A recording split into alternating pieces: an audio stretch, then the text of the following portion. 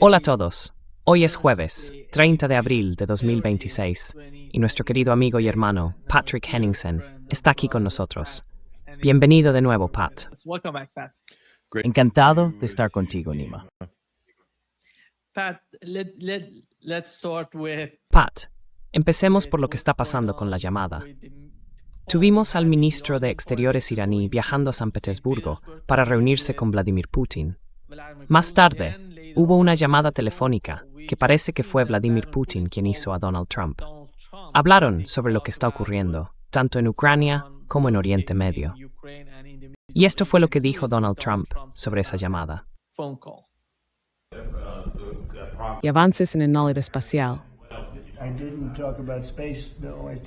No hablé del espacio, hablé de Ucrania y hablé un poco de Irán. Hablé de varios temas distintos, pero sobre todo de Ucrania, y tuvimos una conversación muy buena. Creo que vamos a encontrar una solución bastante pronto, eso espero. Creo que a él le gustaría ver una solución, puedo decírtelo, y eso es positivo. Me dijo que le gustaría participar en el enriquecimiento si puede ayudarnos a conseguirlo. Yo le dije, preferiría mucho más que te involucraras en poner fin a la guerra en Ucrania. Para mí eso sería más importante porque lo vamos a lograr. Mira, Ucrania militarmente está derrotada, sí.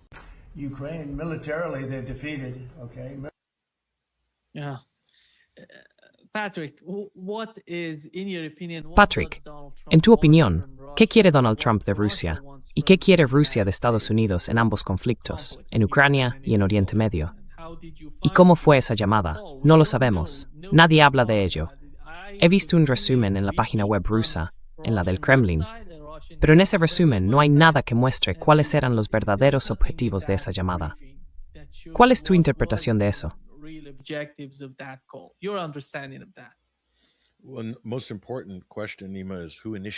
Una de las preguntas más importantes, Nima, es ¿quién inició la llamada?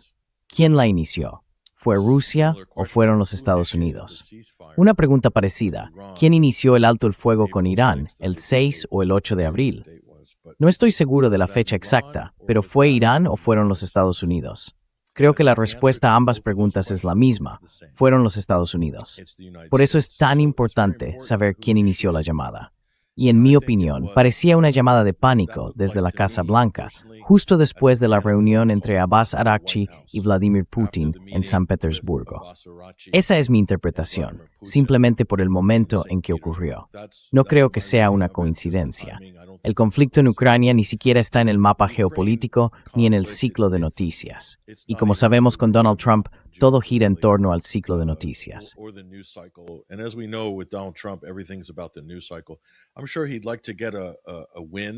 Estoy seguro de que le gustaría conseguir una victoria en Ucrania o algo por el estilo. Podría atribuirse el mérito de haber puesto fin a la guerra, después de no haberlo hecho durante los últimos 14, 15, casi 15 meses ya. Así que sí, estoy seguro de que le gustaría eso. Pero Rusia no quiere nada de Estados Unidos, salvo algo productivo. Y eso nos lleva de nuevo al punto de partida con el tema de Ucrania. Rusia ha sido muy persistente en sus exigencias. Quieren que Estados Unidos y su delegación aborden las causas de fondo del conflicto. Porque si no lo haces, es puro sentido común. Si no afrontas las causas de fondo del conflicto, no puedes ni siquiera fingir que eres capaz de trazar un camino hacia un armisticio, o un acuerdo vinculante, o una solución política al final. Es imposible, porque ni siquiera hay acuerdo sobre el punto de partida, sobre cómo empezó todo, legalmente y en todos los sentidos.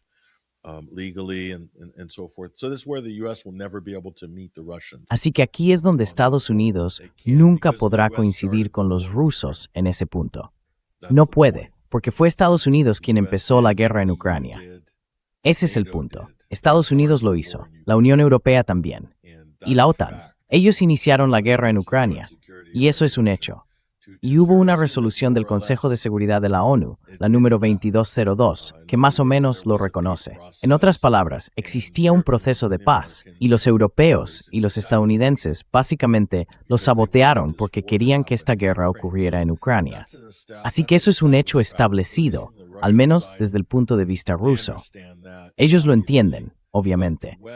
Pero Estados Unidos y Occidente nunca Creo que les resultaría muy difícil admitirlo, al menos con las administraciones actuales que tenemos, los gobiernos en Washington y en Bruselas.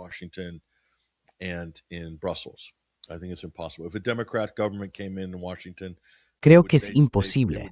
Si un gobierno demócrata llegara a Washington, nunca abordarían las causas de fondo, porque tendrían que básicamente clavar a Barack Obama y a Joe Biden en la cruz de la responsabilidad geopolítica por haber iniciado ese conflicto. Así que los rusos, creo que la conversación que tuvieron los rusos y los iraníes en Moscú, creo que ahí hubo un verdadero encuentro de ideas, porque ambos países, ambos gobiernos, han pasado por una experiencia crespediting.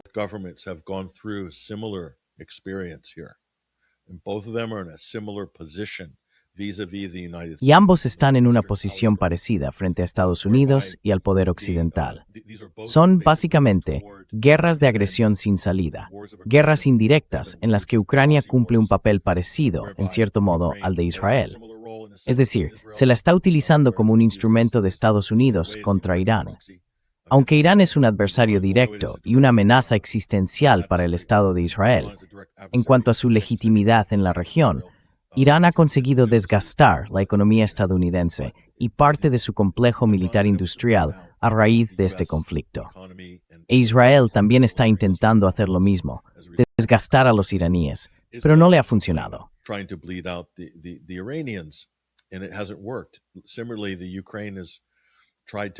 De forma parecida, Ucrania ha intentado desgastar a Rusia en nombre de Occidente, y no le ha salido bien. Pero Rusia ha conseguido desgastar la economía europea y la legitimidad de su liderazgo político como consecuencia de esta guerra. Así que cuando los iraníes y los rusos se juntan, están en una especie de partida de ajedrez muy parecida. Y sus intereses coinciden. Y creo que ahora estamos viendo a Rusia moverse con mucha cautela. Rusia ha aprendido las lecciones de su implicación activa en Asia Occidental. En 2015, Rusia acudió en ayuda de Siria, de la República Árabe Siria. En otoño, en octubre de 2015, intervinieron y cambiaron el rumbo de aquel conflicto, que en ese momento iba claramente en contra del gobierno de Assad.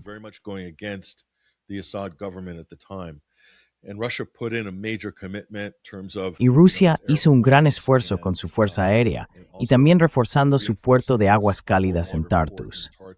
Desde el punto de vista geopolítico, en la guerra contra el terrorismo, Rusia veía que esa era una batalla muy importante que había que librar.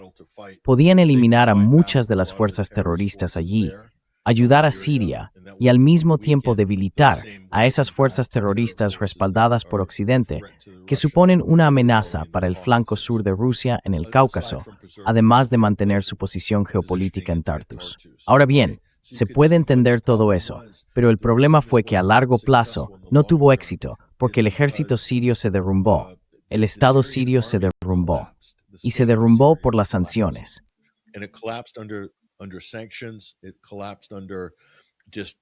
Se vino abajo por la desestabilización general de una guerra sucia que se libró contra Siria durante unos 12 o 13 años seguidos.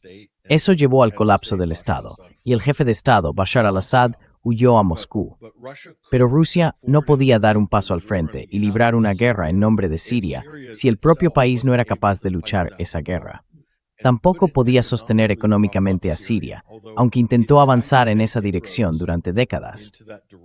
Debido a la política interna siria, Siria tiene su propia corrupción y además es básicamente vulnerable a todo tipo de maniobras tanto de Estados Unidos como de Israel, sobre todo en su estado de debilidad. Todo eso confluyó y acabó provocando el colapso del ejército árabe sirio, del gobierno y del propio Estado.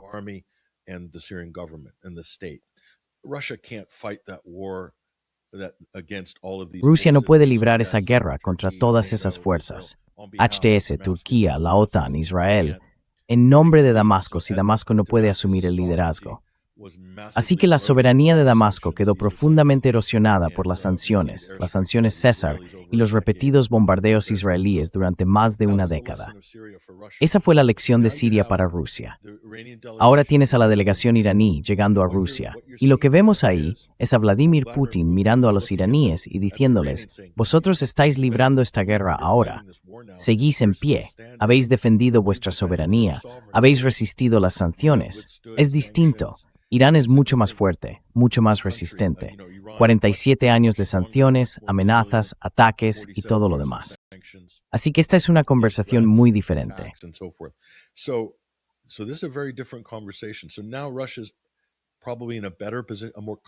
Así que ahora Rusia probablemente se siente en una posición más segura para ayudar a Irán de ciertas maneras.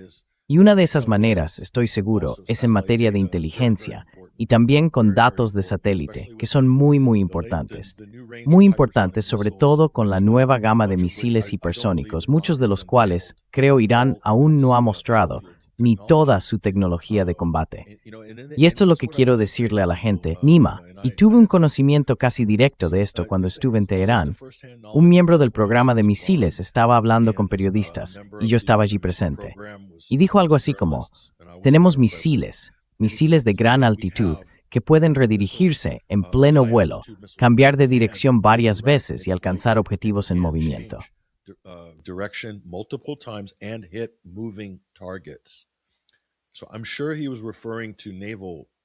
Estoy seguro de que se refería a buques de guerra en ese sentido. En la era de la inteligencia artificial, Nima, todo se reduce básicamente a una cuestión de datos. Estados Unidos también tiene parte de esa información. En el ámbito de la inteligencia artificial, la tecnología se está utilizando para rastrear lo que llaman flotas en la sombra o flotas oscuras. Estados Unidos la está usando. Combina datos de radar, del sistema ICE, de transpondedores y otras técnicas de posicionamiento. Lo que hace es sintetizar todos esos datos para predecir la hora estimada de llegada de un buque de guerra, su rumbo, su velocidad, su posición, todo eso.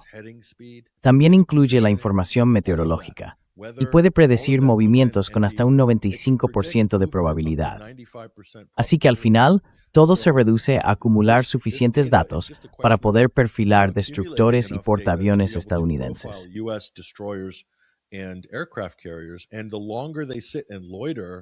Y cuanto más tiempo se queden merodeando por el mar Arábigo y el Océano Índico, más tiempo tienen los iraníes para analizar y prepararse. En ese punto, se convierte básicamente en un asunto de software, de guiado y de objetivos. Y con una probabilidad del 95% que Estados Unidos dispone de esos sistemas, usan la misma tecnología para distintas cosas, también en operaciones militares, aunque ahora sobre todo para combatir la piratería. Pero Irán no tiene una gran y torpe marina que esté moviendo por todo el planeta. Así que para ellos no es realmente un problema. Para Estados Unidos, en cambio, sí lo es, porque cuanto más tiempo permanezcan allí, más margen tiene Irán para aplicar soluciones que probablemente dejarían muy limitada a la potencia estadounidense, ya que depende tanto de su fuerza naval.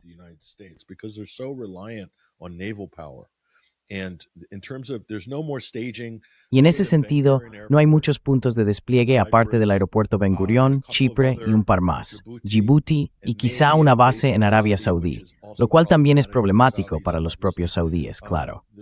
No hay mucho apoyo logístico por parte de Estados Unidos, porque Irán ha destruido muchas de esas bases y ha dejado sin capacidad operativa a varias instalaciones militares. Así que, en ese punto, todo depende del poder naval. Un par de pistas. Una es que la semana pasada teníamos 3 grupos de ataque de portaaviones en la región. Al final de la semana pasada, el USS Gerald Ford estaba situado en el norte del Mar Rojo, y en mi opinión, eso muy probablemente tenía una doble función.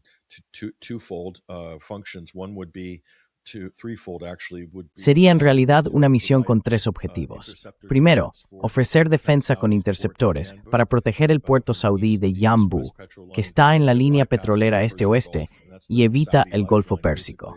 Esa es básicamente la línea vital económica de Arabia Saudí si se cierran los estrechos de Hormuz. Así que serviría para eso, y también para defender a Israel de posibles ataques desde Irán. Estaba situada para ofrecer esa protección y además frente a los hutíes de Yemen. Si los hutíes lanzaran misiles contra el puerto de Eilat, por ejemplo, o contra otros objetivos en Israel, estarían en una posición ideal para interceptarlos. Y luego estaba el portaaviones USS George H.W. Bush, que creo venía rodeando el Cabo de Buena Esperanza en Sudáfrica para evitar el estrecho de Bab el-Mandeb. Así que está en posición, al igual que creo, el USS Abraham Lincoln. As well as I believe the USS Abraham Lincoln, I think is the third carrier strike group. Creo que es el tercer grupo de ataque de portaaviones y está en el límite entre el Mar Arábigo y el Océano Índico. Así que había 3 y ahora solo quedan 2. El USS Gerald Ford fue llamado de vuelta este fin de semana, o a comienzos de esta semana, a Norfolk, en Virginia. Estos grupos de portaaviones se usan como puntos de enlace. Tienen reabastecimiento aéreo para las misiones y hay aviones que pueden despegar de un portaaviones y aterrizar en otro. Hay muchos elementos en movimiento porque la operación se está volviendo más sofisticada, ya que Estados Unidos no dispone de las mismas instalaciones que tenía antes para llevar a cabo estos ataques. Así que diría que su margen de error militar es mucho menor. Y también lo es la ventana de ataque.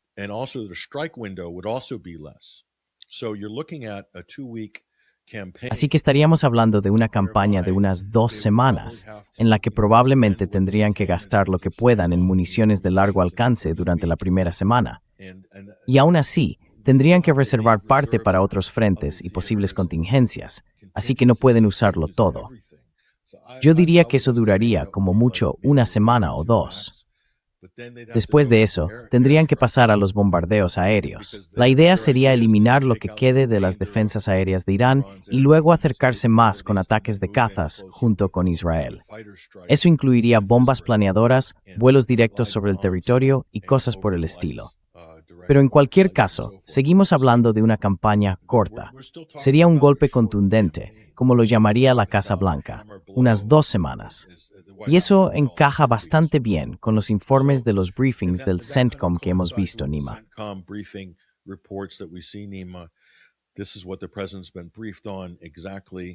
Esto es exactamente de lo que el presidente ha sido informado.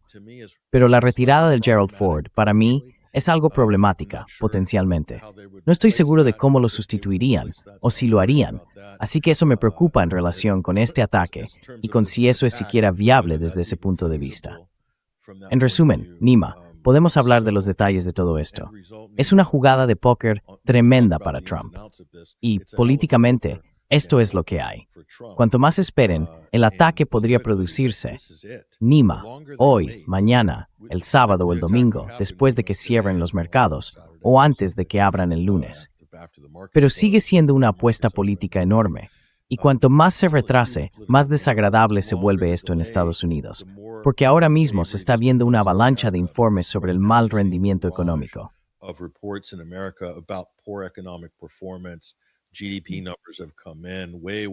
Las cifras del PIB han salido muy por debajo de lo esperado, un 2%. Y las de este trimestre serán incluso más bajas, pero no se publicarán hasta finales del mes que viene o principios de junio. Vamos a ver una trayectoria descendente inevitable de la economía estadounidense de cara a las elecciones de mitad de mandato. Así que para Trump, las oportunidades aquí son limitadas. Y lo mejor, diría que lo mejor que pueden conseguir es que no van a reabrir el estrecho de Hormuz. Quiero decir, podrían intentarlo, pero eso tendría un coste enorme, de una forma u otra. Sería un coste enorme en términos militares si no saliera perfectamente bien. Así que no hay mucho margen aquí en cuanto a beneficios o posibles ventajas ni victorias claras.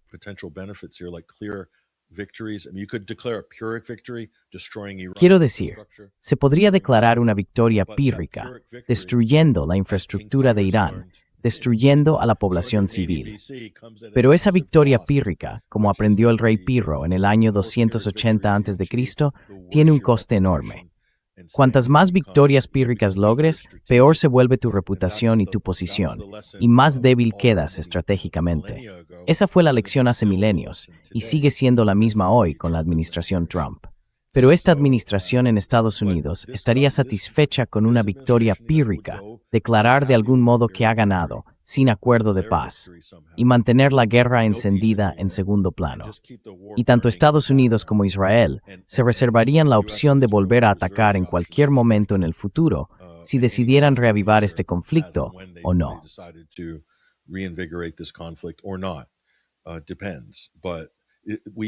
Depende.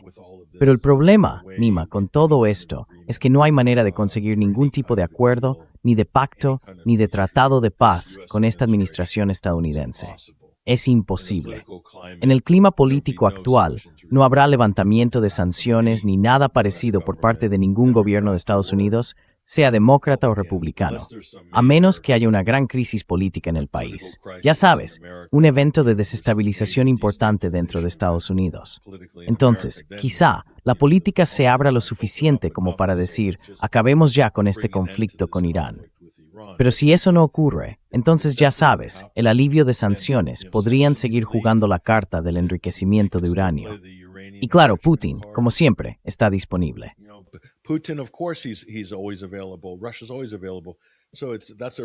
Rusia siempre está disponible. Así que eso sería volver al acuerdo nuclear, con Rusia como garante. Pero todo el argumento de venta de Trump es, tengo que conseguir un acuerdo mejor que el de Obama. Así que el acuerdo original no sirve.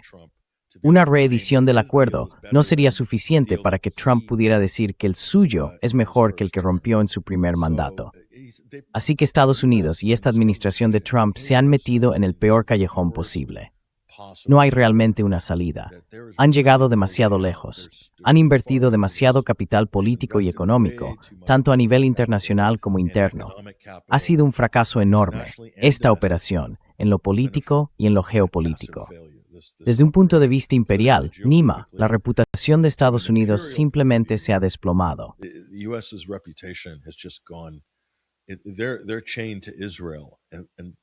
Están encadenados a Israel, y ese Titanic se va al fondo. Y Estados Unidos, por desgracia, va con ellos por culpa de este conflicto. Así que, cuanto más dolor veas en Europa, más dolor económico habrá en América y en el sudeste asiático. Todo el mundo va a culpar a Estados Unidos e Israel por esto. Es inevitable. Y rescatar la situación con alguna operación militar heroica que dure 2 semanas, ¿esa es la mejor jugada? ¿Esa es la mejor carta que tienen?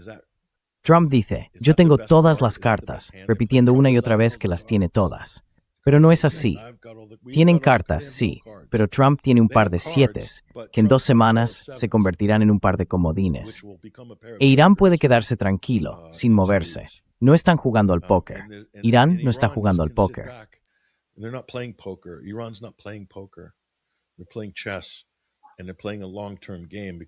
Están jugando al ajedrez, y lo hacen a largo plazo, porque para ellos es una cuestión existencial.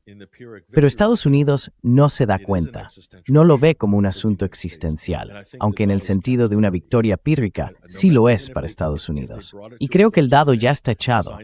Incluso si lo cerraran hoy, si firmaran algún acuerdo milagroso, ya sabes, como si como si se abrieran los cielos y el Jesús Trump bajara del cielo con su bata de médico, ya es demasiado tarde. Van a llegar fuerzas hiperinflacionarias que a estas alturas son inevitables y que se van a extender hasta el año 2027.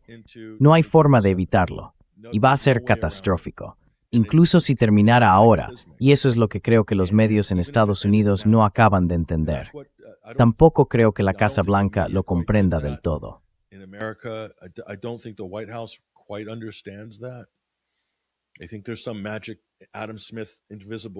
Creo que hay como una especie de mano invisible y resistente al estilo de Adam Smith que va a atrapar a Estados Unidos mientras cae. Pero los expertos en realidad son los mercados, los del petróleo, para empezar, y las tasas de inflación. Y no pinta bien. Se ve una contracción. Hay mucho pánico en Washington, sobre todo en esta administración. Están intentando culpar de gran parte de esto a la Reserva Federal, porque la Fed quiere subir los tipos de interés para intentar frenar las presiones inflacionistas. La administración Trump no quiere hacerlo. Quieren abrir más, bajar los tipos y aumentar la liquidez y todo lo demás. Pero algo tiene que ceder. No van a poder controlar esto. Y la verdad, pienso que esta administración va a intentar algún tipo de rescate masivo como reacción.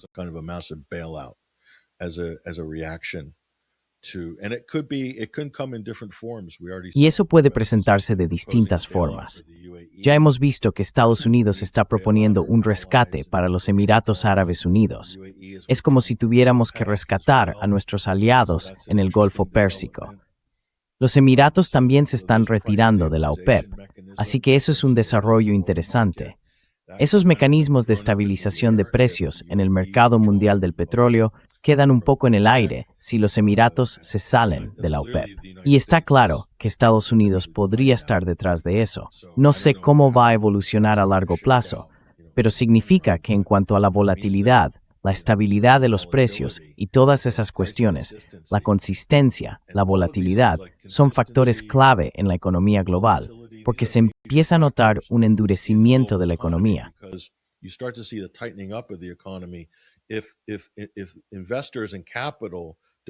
Si los inversores y el capital no tienen claridad en los mercados, ni claridad sobre dónde van a poner su dinero, entonces va a haber una contracción del comercio, de la inversión, de todo eso.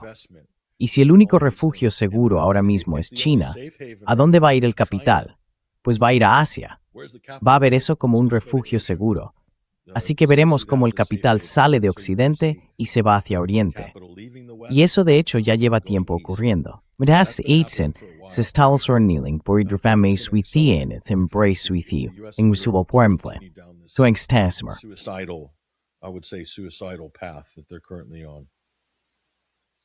The more they're asking questions, Sabes, cuanto más preguntas hacen, más se nota que la confusión en la administración Trump va en aumento.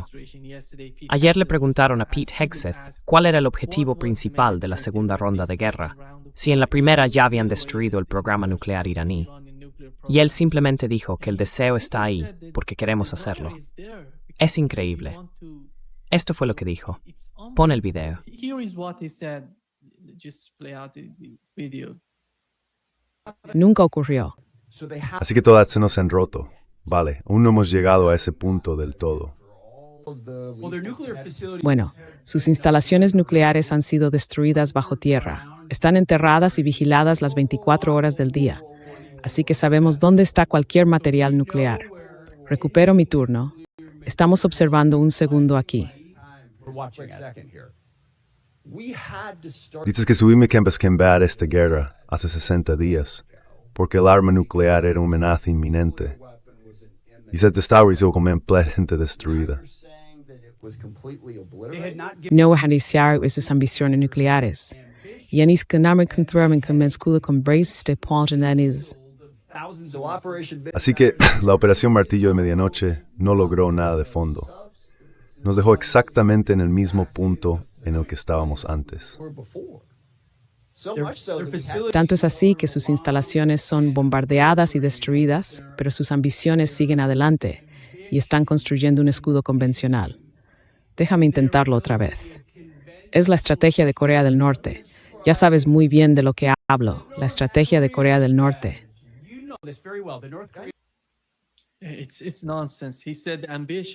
Es un disparate. Dijo que hay ambición, que el deseo está ahí. ¿Cómo se puede medir eso? Está planteando algo que no se puede medir. No hay nada real ahí de lo que se pueda hablar, y por eso todo se vuelve más confuso. Y de algún modo sienten, literalmente sienten, que están ejerciendo mucha presión sobre Irán con ese bloqueo. Yo no lo veo así. ¿De verdad creen que lo están haciendo? Y hoy hemos visto, ya sabes, al presidente del Parlamento iraní diciendo esto. ¿Cómo se puede imaginar que se puede controlar algo así? Porque Irán, mira las fronteras de Irán, al norte, al este, al oeste, incluso al sur. No pueden controlarlo todo.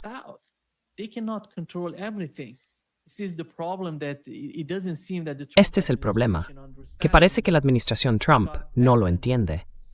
Y Scott Bessent dijo que el nuevo régimen, la furia económica que están desatando sobre Irán, este tipo de sanciones, o que están intentando localizar las cuentas de funcionarios iraníes. No sé, algunas cuentas del gobierno fuera de Irán. Es simplemente increíble. No sé quién va a creerse este tipo de mentiras, pero están intentando hacerlo lo mejor que pueden. Y hay alguien que se crea este tipo de argumentos. Is there anybody buying these sort of arguments? Es muy parecido a esa especie de histeria antirrusa, creyendo que basta con sancionar y sancionar sin parar. Ese es precisamente el objetivo de las sanciones Magnitsky, que, una vez más, se basan en un relato falso sobre la historia de Sergei Magnitsky, un mito completamente inventado por personas como Bill Browder y otros operativos estadounidenses y británicos, con el fin de lograr que el Congreso de Estados Unidos aprobara esas sanciones personalizadas que pueden aplicar de forma continua contra todo tipo de objetivos. Es lo mismo que hicieron en Siria con las sanciones César. Otra historia fabricada, basada en las fotos de César, utilizada como fundamento para una ley estadounidense que convirtió al Departamento del Tesoro en un arma a gran escala.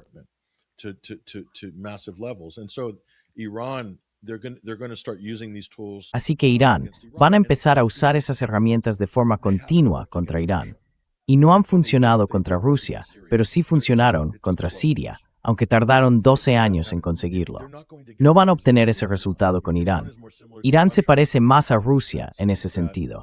Es mucho más grande, mucho más resistente, tiene instituciones más sólidas, una industria nacional más fuerte, con una gran variedad de sectores, y además cuenta con aliados y socios comerciales por tierra, como Irak, Pakistán y otros.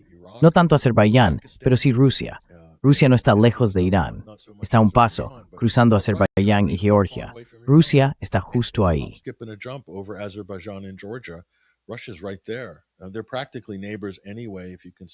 En realidad, son prácticamente vecinos si tenemos en cuenta la cuenca del Caspio. Así que no van a poder estrangular a Irán como estrangularon a Siria. A Siria sí pudieron, y al final lo hicieron, pero con Irán no tienen esa capacidad. Y como decías, con el bloqueo, Pete Hegseth está entrando en pánico. Verás, es una cuestión muy básica. Quiero decir, si de verdad tienes experiencia y sabes que tienes un argumento sólido, podrías manejar sin problema esas preguntas tan normales que hacen los senadores estadounidenses. Pero se nota que él no tiene nada, no tiene ni idea de cuáles son los objetivos, más allá de mostrar el poder de Estados Unidos, presumir de fuerza y destruir esto, aquello y lo otro.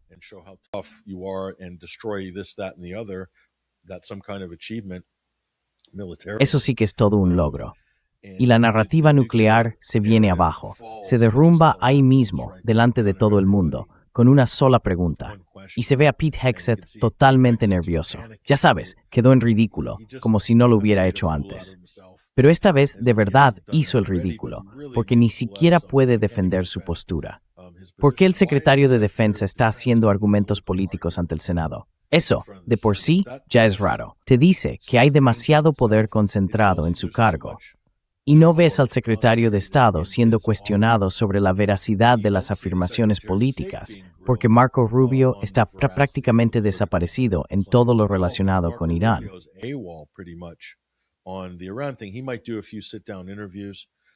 Puede que haga algunas entrevistas, sentándose con periodistas, con unas cuantas frases preparadas y argumentos sobre lo malos que son los iraníes y todo eso.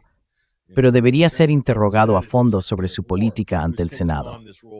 En cambio, es el secretario de Guerra quien está asumiendo ese papel de jefe de comunicación del gobierno de Trump y de la maquinaria bélica de Estados Unidos. Ese es el papel que está desempeñando Pete Hegseth. Pero si llevan adelante esta guerra en Yemen, no van a poder abrir el estrecho de Hormuz. Ese bloqueo, como bien señalas, no es sostenible. No es eficaz. Y cada día vemos informes de barcos iraníes que atraviesan el bloqueo. Pero ni siquiera hace falta pasar por el bloqueo estadounidense. Basta con bordear la costa hacia el este o hacia el oeste.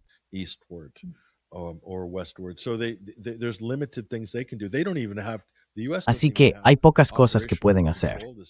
Estados Unidos ni siquiera tiene control operativo del estrecho de Bab el-Mandeb. Y ese es otro gran temor que tiene. No basta con controlar el estrecho de Hormuz, también hay que controlar el de Bab el-Mandeb. De lo contrario, desde el punto de vista estadounidense, no sería realmente una gran victoria. No es que pudieran hacerlo, pero imaginemos que entran en guerra, Nima, y esto dura un par de semanas, y no logran controlar el estrecho de Hormuz. Sería una derrota aplastante para Estados Unidos, una derrota militar, política, geopolítica y económica.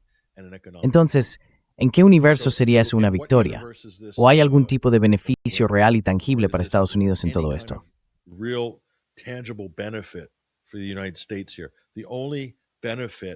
El único beneficio es, supongo que se podría decir, que Israel ha utilizado a Estados Unidos para debilitar a Irán, igual que Europa ha utilizado a Ucrania para debilitar a Rusia, aunque en realidad no ha debilitado a Rusia. Y estratégicamente, no creo que Irán sea mucho más débil como resultado del conflicto. Ha sufrido daños y pérdidas enormes, pero estratégicamente no creo que haya perdido ninguno de sus recursos o ventajas estratégicas. De hecho, se podría decir que Irán, desde un punto de vista estratégico, es más fuerte después de 60 días de guerra. Y el viaje de la delegación iraní a San Petersburgo para reunirse con Vladimir Putin, eso fue una reunión entre iguales, Nima. Porque Irán ya ha pasado por el fuego y ha defendido sus fronteras, ha defendido su soberanía frente a dos de los ejércitos más poderosos del planeta, las fuerzas convencionales de Estados Unidos e Israel.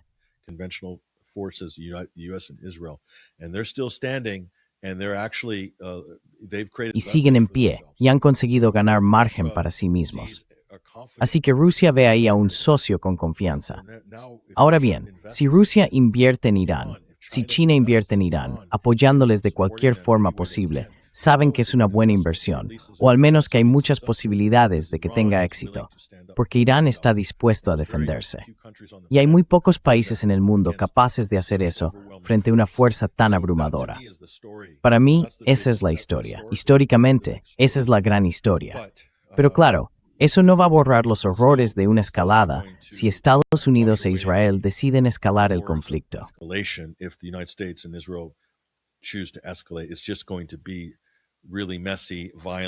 Va a ser un desastre, violento, trágico, y va a ser malo para todos en la región, los estados del Golfo, por supuesto, pero también para Irán, su población civil, su gobierno y su liderazgo, que serán objetivos de asesinatos selectivos, bombardeos y todo eso. Así que sí, es trágico, pero Israel también va a recibir, creo yo, un golpe por parte de los iraníes si deciden ir junto con Estados Unidos. Ese es el punto, Nima. Es que han hecho que Occidente piense que esto es Estados Unidos contra Irán y que Israel está enredado con Hezbollah. No. Estados Unidos e Israel son socios plenos.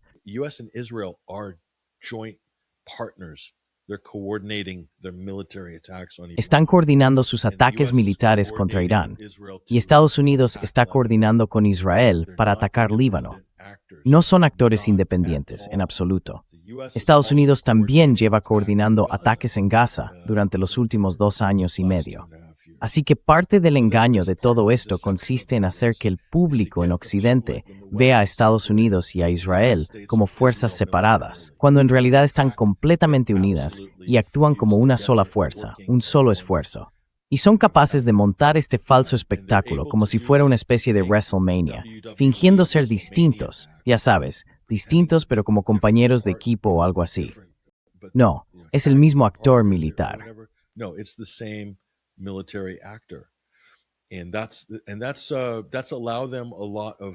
Y eso les ha dado mucho margen para engañar, creo yo, y a Estados Unidos para jugar a las negociaciones y fingir que Israel es como un perro rabioso en el patio, atado con una correa. Pero los iraníes ya entienden todo esto. Todo eso ya está calculado en la ecuación. Igual que los rusos entienden la verdadera relación entre Estados Unidos, la OTAN y Ucrania, Rusia no se hace ilusiones, pero juegan al juego diplomático, un juego de apariencia, igual que Irán tiene que hacerlo con Estados Unidos, también de forma teatral, porque lo necesitan por imagen. Pero no son tontos. Creo que saben perfectamente con quién están tratando. Son básicamente una serpiente de 2 cabezas.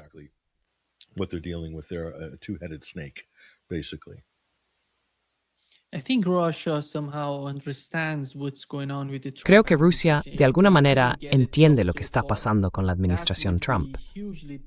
Si no han conseguido un acuerdo hasta ahora, sería muy difícil lograrlo en los próximos días o en los próximos meses, porque no se trata solo del conflicto en Ucrania, Se trata de cómo Estados Unidos ve a Rusia.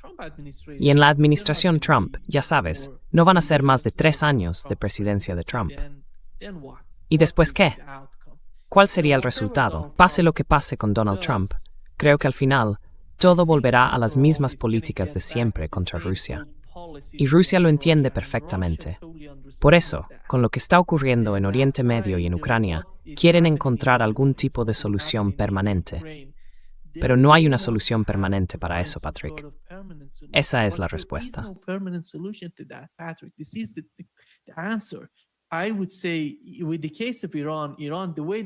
Yo diría que en el caso de Irán, la forma en que Irán planteó la negociación, las conversaciones, el primer paso, no era solo poner fin de manera permanente a la guerra entre Irán y Estados Unidos, sino también entre Israel y Líbano. Es imposible poner fin a la guerra entre Israel y Líbano. Es casi imposible. Hoy sabemos que se están atacando mutuamente, ahora mismo mientras hablamos.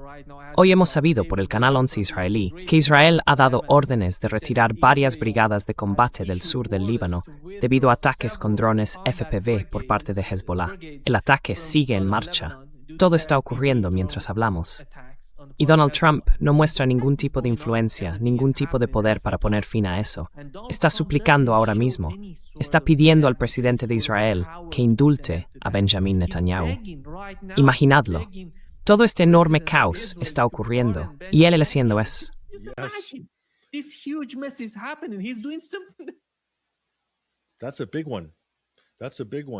Esa es importante. Es muy importante, porque indica que Trump necesita a Netanyahu para seguir siendo políticamente viable. Es una señal, Nima, de que el conflicto se está reanudando, de que esa intervención de Trump marca un regreso. Así que es un movimiento desesperado, tanto por parte de Trump como de Netanyahu.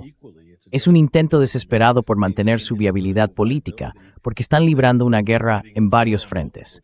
Como decías, en Líbano y también con Irán. No se pueden separar esos dos conflictos.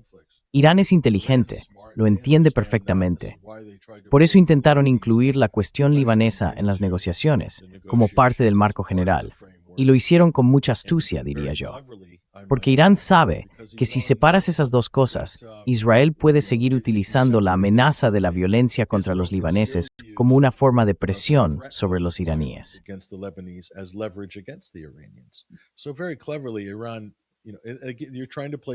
De forma muy inteligente, Irán, estás intentando jugar al ajedrez con Irán. Y creo que Irán ha demostrado a todo el mundo que sabe manejarse diplomáticamente, que también sabe actuar militarmente y que entiende perfectamente la lógica de la disuasión. Irán ha hecho algo que para mí es extraordinario. No sé si alguien ha conseguido algo así antes en un conflicto militar. Rusia se ha acercado con Ucrania, provocando un colapso económico y llevando a Occidente a iniciar su propio colapso económico en Europa. Pero Irán lo ha hecho a escala global. Ha llevado la guerra a todo el mundo, de una forma que lo más parecido que se me ocurre fue antes de la caída del apartheid en Sudáfrica, cuando el Congreso Nacional Africano consiguió que ese tema llegara al mundo entero y se impulsara el llamamiento al boicot, la de Siem Reap y la de sanciones contra el régimen del apartheid en Sudáfrica.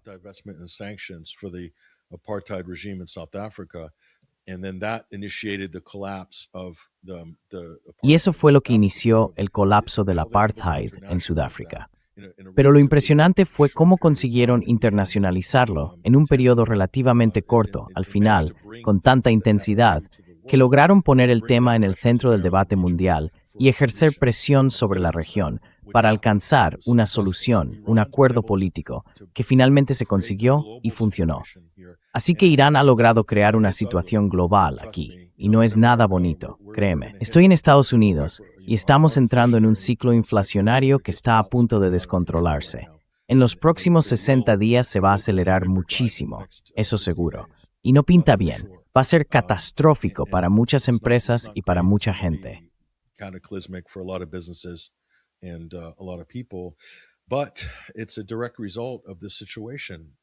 Pero esto es una consecuencia directa de la situación en esta guerra elegida por Estados Unidos e Israel.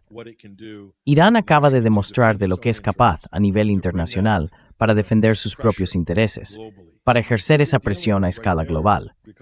Y ahí es donde estamos, por su posición geopolítica. Quiero decir, es curioso, la única salida posible sería que Estados Unidos renunciara voluntariamente a su papel de hegemonía mundial, que cediera de forma voluntaria su posición o su posición percibida como superpotencia global. Y eso no va a ocurrir en los próximos 3 años, no con este presidente, si sigue en el cargo. Así que no veo ninguna salida aquí, igual que con Ucrania. I don't see any way out here. Just the same with Ukraine. It's so funny that, and again, when Putin. Es curioso que una vez más, cuando Putin y Abbas Araghchi se miran en San Petersburgo, ni siquiera necesitan decirse una palabra. Se entienden al 100%, saben por lo que ha pasado cada uno y entienden por qué ambos siguen en pie. Por eso creo que fue una reunión muy simbólica, con mucha fuerza, y que de ahí surgió la llamada telefónica entre Trump y Putin. ¿Y qué va a decir Donald Trump a Vladimir Putin? Dijo públicamente exactamente el mismo guión que repitió hace un año. Creo que le gustaría llegar a una solución. Creo que podríamos hacer algo muy pronto. Eso fue exactamente lo que dijo después de la llamada, hace poco más de un año, unos 14 meses.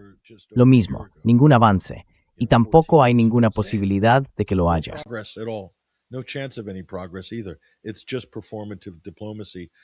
Es pura diplomacia de cara a la galería, o una especie de pseudo-diplomacia por parte de Washington para que parezca que hay avances cuando en realidad no los hay en absoluto. Y creo que están en la misma situación. Estados Unidos está en la misma posición con Irán, exactamente la misma. Y francamente también con el Líbano, ¿verdad? El papel de Estados Unidos en el Líbano es muy insidioso. Están intentando provocar una guerra civil. El enviado de Trump, Tom Barrack, está impulsando activamente una guerra civil. Esa parece ser la única solución real que Estados Unidos e Israel contemplan para el Líbano. Generar suficiente presión externa para que las distintas facciones dentro del país acaben enfrentándose entre sí de forma violenta. Y luego Israel haría exactamente lo mismo que hizo durante la anterior guerra civil libanesa. Aprovechar la oportunidad para entrar, intentar tomar territorio y debilitar aún más el sistema político del Líbano.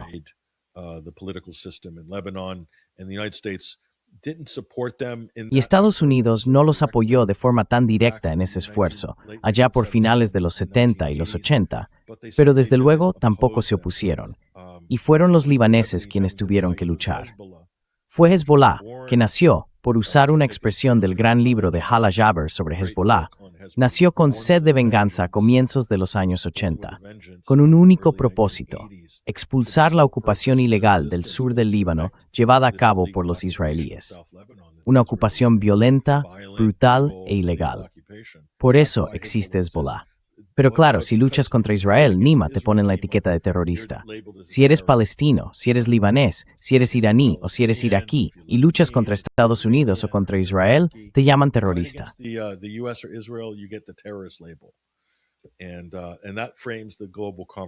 Y eso es lo que marca el tono de la conversación global. Pero quienes estamos en la región, o quienes han estado allí, quienes viven allí, saben cuál es la historia real. No se trata de una organización terrorista. Es una lucha armada local de liberación que protege sus fronteras, porque su gobierno en Beirut, controlado por Estados Unidos, no puede hacerlo. Porque Estados Unidos se ha asegurado, por la influencia del lobby israelí en su país, de que Líbano no pueda tener un ejército moderno, ni defensa aérea. No se permite defensa aérea. Eso forma parte de las condiciones.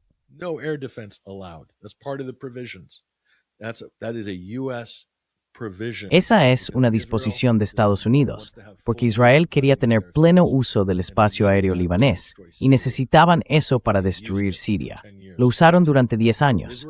Israel fue la fuerza aérea de Al-Qaeda y del ISIS durante más de una década en la guerra sucia contra Siria. Realizaron miles de incursiones, atacando objetivos y diciendo que estaban luchando contra el terrorismo. Ya sabes, porque Hezbollah estaba ayudando, igual que las fuerzas Quds de Irán. Pero como estaban etiquetados como terroristas, eso se consideraba aceptable, según los europeos y los estadounidenses, para que Israel usara el espacio aéreo libanés y destruyera esos aeropuertos en Siria, su infraestructura, posiciones militares y demás. So that's how this whole region fits together. Así es como encaja toda esta región, y la gente de la zona lo sabe, lo entiende perfectamente. Pero la forma en que eso llega filtrado a Occidente es una realidad completamente distinta de la que percibimos aquí. La mayoría de la gente ni siquiera sabe, si hablamos de un análisis basado en hechos, lo que realmente está ocurriendo, sobre todo en el Levante. Pero yo diría que en realidad en toda Asia Occidental. Punto. Y eso es un gran problema. Se nota en las palabras y en la ignorancia de muchos políticos estadounidenses, de los llamados diplomáticos y de la gente de seguridad nacional. No entienden nada de esto, o bien necesitan definir la región a través del prisma estadounidense o del prisma israelí. US lens or an Israeli lens. They cannot look at anything objectively. And you know what? No son capaces de mirar nada de forma objetiva. Y ¿sabes qué? Eso puede valer durante un tiempo, y de hecho ha funcionado más o menos con la generosidad imperial. Pero a largo plazo, ahora estamos viendo verdaderos cambios de paradigma en la región. Y ese hábito de mirar todo a través de tus propias lentes de propaganda se ha convertido en un gran obstáculo para Estados Unidos y para Occidente. Igual que las lentes antirrusas que ha tenido Occidente, les han perjudicado. Han subestimado constantemente las capacidades de Rusia, el profesionalismo y la minuciosidad de su ejército y los objetivos geopolíticos tan enfocados que tiene Rusia. Los han descartado una y otra vez, los han infravalorado. Y mira dónde están ahora como resultado. And look where they are as a result. Look where they are. It's destroying the West. Mira dónde están. Está destruyendo a Occidente.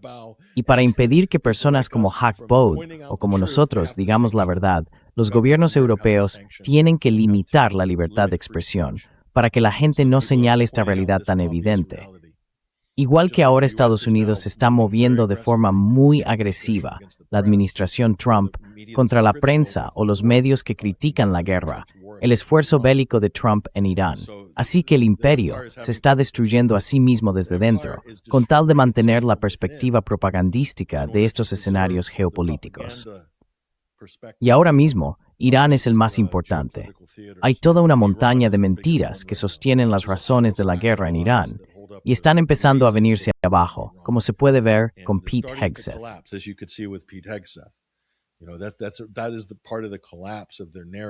Eso forma parte del colapso de su narrativa. Entonces, ¿qué va a hacer esta administración? ¿Qué va a hacer Estados Unidos para mantener ese tipo de narrativa ficticia, esa versión inventada de la realidad que justifica todo este gasto y la cantidad de dinero que el país está quemando para pagar todo esto, además de las obligaciones futuras? Acabo de ver un informe que mencionaba a las Fuerzas Armadas de Estados Unidos, concretamente a la Guardia Costera, que es una de sus ramas. Está al borde del colapso porque Trump no ha estado pagando sus facturas. Tienen compromisos financieros pendientes con proveedores y todo tipo de obligaciones económicas que simplemente no han cumplido. Así que hay un problema de liquidez en el imperio estadounidense.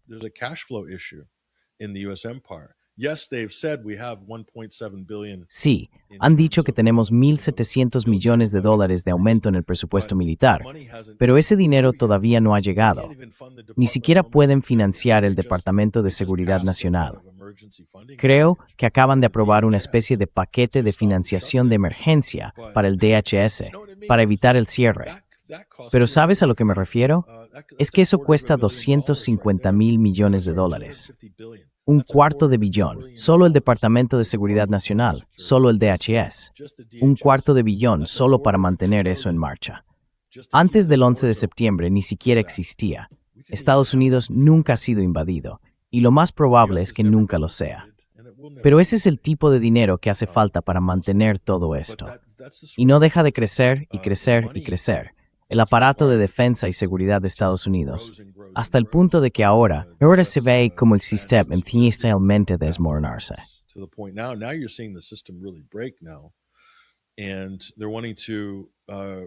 Y quieren, ya sabes, volver a apalancarse y preparar el rescate que venga. No lo sé. Va a tener que haber algún tipo de rescate financiero en Estados Unidos y probablemente también tendrán que rescatar a sus aliados en Europa o en el Golfo. porque fue Estados Unidos quien empezó esta guerra, y el Golfo ha salido muy dañado por ello. Así que claro, van a esperar rescates de Estados Unidos, y Estados Unidos se va a ver obligado a ofrecerles de alguna manera un paquete de ayuda. Y lo presentarán al público estadounidense diciendo que es para estabilizar los precios de la energía o para respaldar la economía. No sé cómo van a venderlo, pero en cierto modo no les queda otra, porque esos países no tienen forma de conseguir reservas de divisas.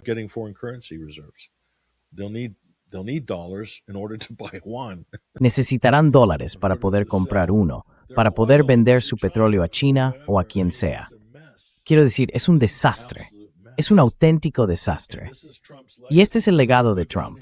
Pasará a la historia, Nima, como el Anthony Eden del imperio estadounidense, igual que Eden pasó a la historia por el colapso del imperio británico, al perder el control de Oriente Medio.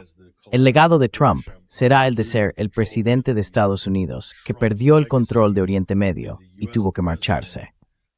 Y esto es mucho más grande que cuando Ronald Reagan se retiró del Líbano tras el atentado contra los marines en 1982. Es algo mucho más importante para Estados Unidos, históricamente hablando. Ese es el legado de Trump. Es ineludible, y espero que sea su único legado a estas alturas, porque podría, como bien sabemos los dos, podría ser peor. Pero digamos que si se queda en eso ya nos daríamos por satisfechos.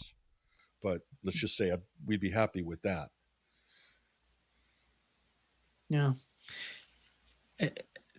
Patrick. Sí, Patrick. Imagínate que tienes a la administración Biden iniciando la guerra en Ucrania y ves la diferencia entre las dos administraciones. La administración Biden estaba totalmente, ya sabes, apoyando la guerra en Ucrania, iniciando la guerra en Ucrania. Biden, él mismo y su administración decidieron no responder a esas cartas que Rusia envió en diciembre de 2021. Por eso empezó la guerra. No querían ningún tipo de comunicación después, ni siquiera cuando enviaron, ya sabes, al primer ministro británico a Estambul. Pero en Oriente Medio, ves que la política de Joe Biden fue apoyar a Israel y destruir Gaza, Cisjordania e incluso atacar el Líbano.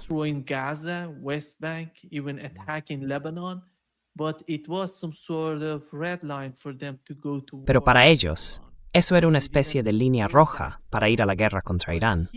No llegaron tan lejos. Pero luego llega Donald Trump, y él no pone fin al conflicto en Ucrania, empieza una nueva guerra. Y si lo miras desde el punto de vista del pueblo estadounidense, que quería algún tipo de cambio con la administración Trump, es un desastre. Pero desde la perspectiva de los rusos y los iraníes, están aprendiendo hasta dónde pueden llegar, cómo pueden ser más eficaces, más poderosos, cómo pueden cambiar su futuro. Creo que esa es la realidad de lo que está ocurriendo. El resultado de estas dos administraciones, la política desastrosa de ambas, está haciendo que esas dos naciones, Rusia e Irán, sean más poderosas, más fuertes que antes.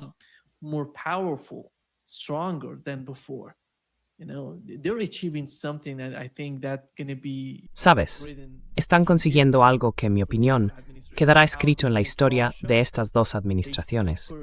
Cómo convirtieron a Rusia en una superpotencia, incluso más fuerte de lo que era antes de que empezara esta guerra en Ucrania. Y con Irán, veo que está ocurriendo lo mismo. Si miras la reunión que tuvieron los mandos militares de Rusia e Irán en Kirguistán, hablaban de cómo pueden comunicarse con su equipamiento militar, de cómo pueden ser más independientes, de cómo pueden mejorar su complejo militar e industrial. Es una nueva era para esos países, para estos dos países, en mi opinión, que llevará a... Creo que la experiencia que ha tenido Irán, la experiencia que ha tenido Rusia en Ucrania, es enormemente importante para China y para cómo pueden comunicarse con China. Es increíblemente importante. Y estas dos administraciones han ayudado precisamente a que esas naciones luchen y se mantengan en pie.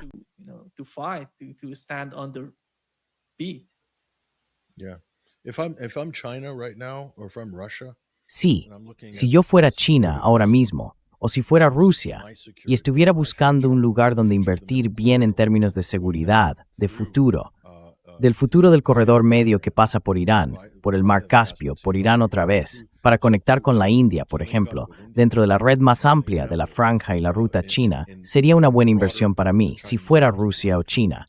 Irán es una buena inversión. Sé que si pongo mi dinero allí, voy a obtener valor a cambio. Voy a ganar influencia. Sé que en el futuro, cualquier decisión importante en esa región tendrá que pasar, al menos en parte, por Teherán. Es inevitable. Así que eso va a ocurrir en el futuro.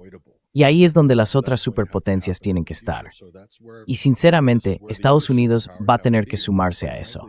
Van a tener que hablar, y en algún momento de verdad, van a tener que hablar con Irán.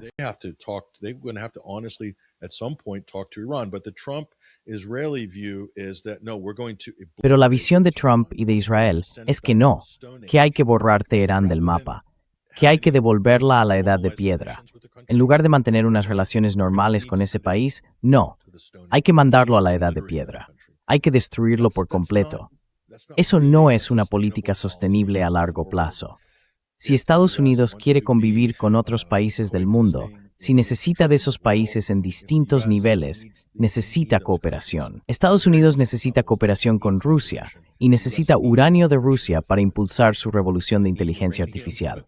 Eso para empezar. Así que todos se necesitan unos a otros. Una de las mayores mentiras, Nima, es que la globalización ha fracasado. Escuchas a gente, a charlatanes como Howard Lutnick.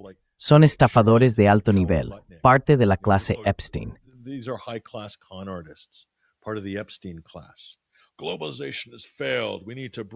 La globalización no ha fracasado. No se trata de ponerlo todo bajo el paraguas estadounidense y controlarlo todo, ni mucho menos. No, la globalización siempre va a existir. A menos que queramos estar en guerra permanente con todo el mundo, tenemos que cooperar. Necesitamos instituciones multilaterales. Necesitamos acuerdos. Los tratados deben respetarse. De lo contrario, nadie puede funcionar en este planeta, a menos que piense que puede repartirse todas esas esferas de influencia y bloques rivales en un mapa del mundo que se parezca al de la novela de George Orwell, 1984. Si ese es el futuro que proponen para el mundo, no es precisamente una buena oferta para la humanidad.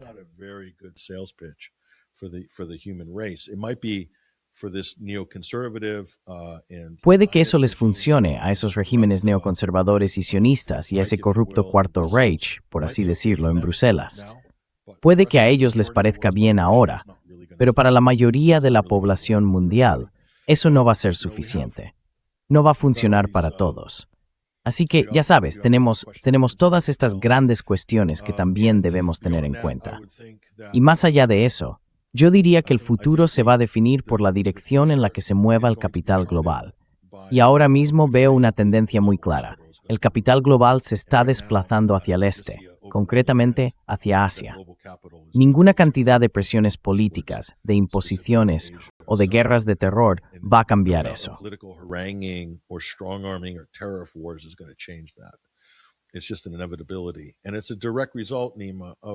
Es algo inevitable.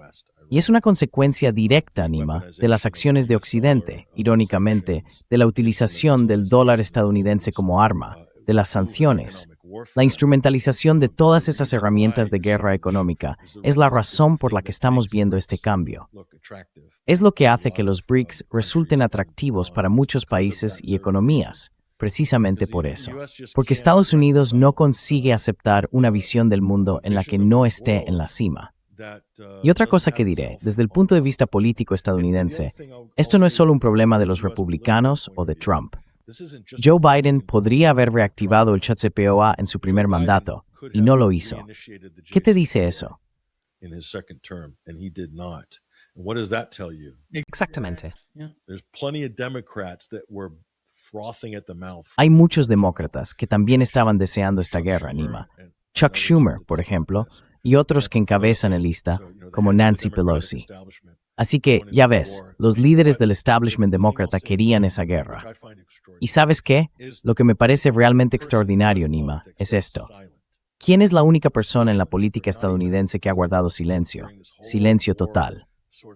Ni un solo tweet durante toda esta fase de guerra. El propio autor del acuerdo del JCPOA, Barack Hussein Obama. Ni un solo tweet sobre Irán, ni sobre la guerra. Y estamos hablando de alguien a quien le dieron el Premio Nobel de la Paz, antes incluso de asumir el cargo, como si fuera, no sé, una figura casi angelical que iba a traer la paz al mundo. y nada. Así que dime, ¿qué te dice eso?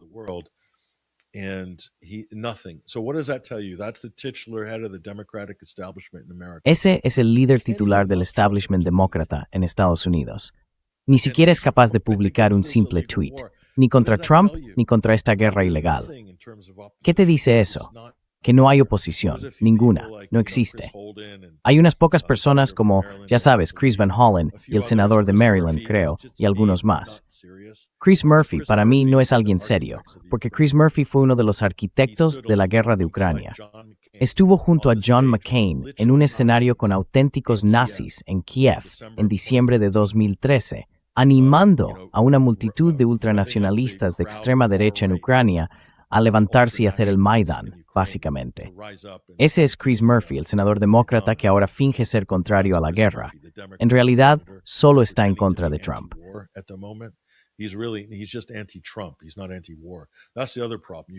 Él no es antiguerra. Ese es el otro problema. Tienes a los demócratas anti-Trump.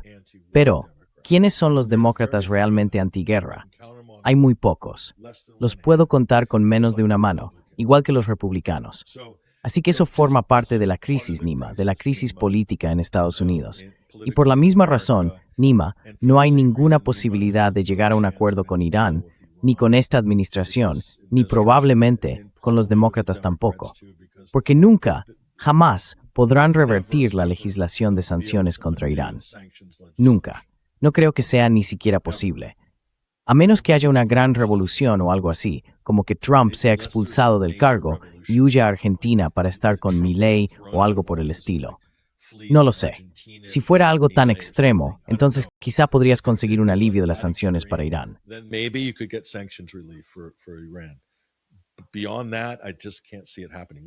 Más allá de eso, simplemente no lo veo posible. Lo que significa que no habrá ningún acuerdo. Es decir, ningún arreglo político. Puede que amenacen con hacerlo. Puede que inicien unas medias negociaciones y digan que tienen un acuerdo. Puede que se reúnan en Pakistán o donde sea, incluso en Ginebra. Pero al final no lo van a conseguir, porque un acuerdo con Estados Unidos implicaría que Irán no podría ser soberano como Estado. Y eso, Irán no lo va a aceptar. No va a pasar. Ya tuvieron esa oportunidad antes con el Chasepoa. Irán cedió parte de su soberanía para mantener contenta a la comunidad internacional. Y eso se acabó. Ese fue el mejor acuerdo que iban a conseguir, el mejor de todos. Nunca van a lograr uno mejor que el Chasepoa. Lo puedo decir con total seguridad.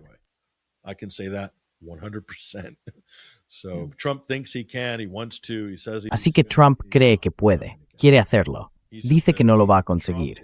Trump acaba de mostrarse tal y como muchos sospechaban, un timador, un oportunista.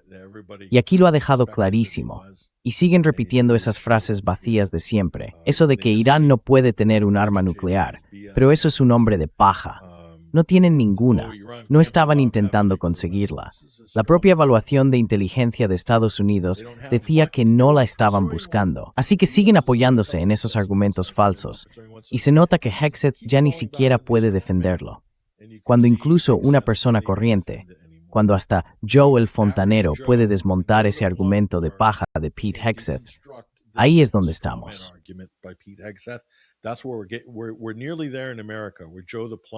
Estamos casi ahí, en Estados Unidos, donde Joe el fontanero desmontará todo eso y dejará en evidencia a esa especie de élites políticas.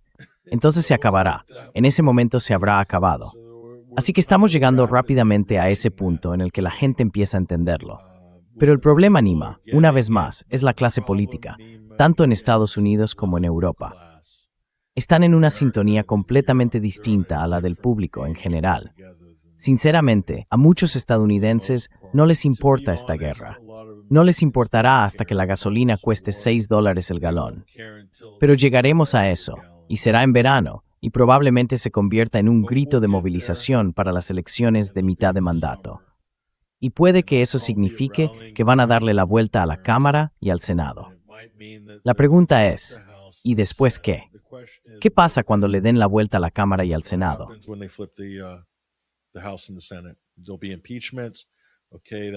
Habrá procesos de destitución que quizá ayuden a reducir un poco esta guerra en Oriente Medio. Pero cuando Estados Unidos se retire, eso no significa que Israel vaya a frenar, ¿verdad? No, no lo hará. Israel seguirá adelante. De hecho, irá a peor. Cuando el mundo deja de mirar hacia Oriente Medio, es cuando Israel se pone a limpiar étnicamente y a cometer genocidios. Así que precisamente porque la atención ha estado puesta en la región, creo que han tenido que estar más vigilados. Pero fíjate, con toda la atención centrada en Irán, mira lo que hizo Israel en el Líbano. Lo aprovecharon al máximo. Eso es lo que hacen. Eso es lo que hace Israel. Ese ha sido su patrón de comportamiento durante décadas, y Estados Unidos proporciona esa distracción que le viene bien a Israel.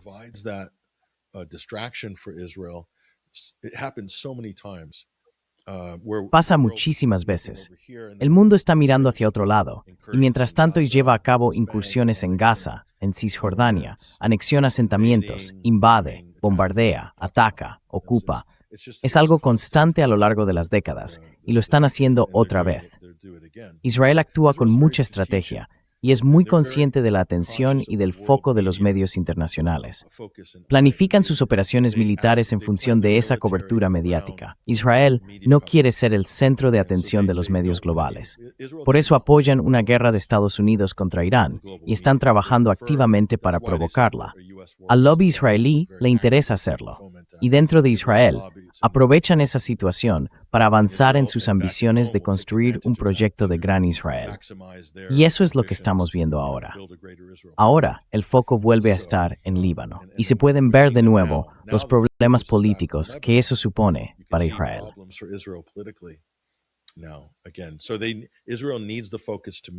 Así que Israel necesita que la atención se desplace.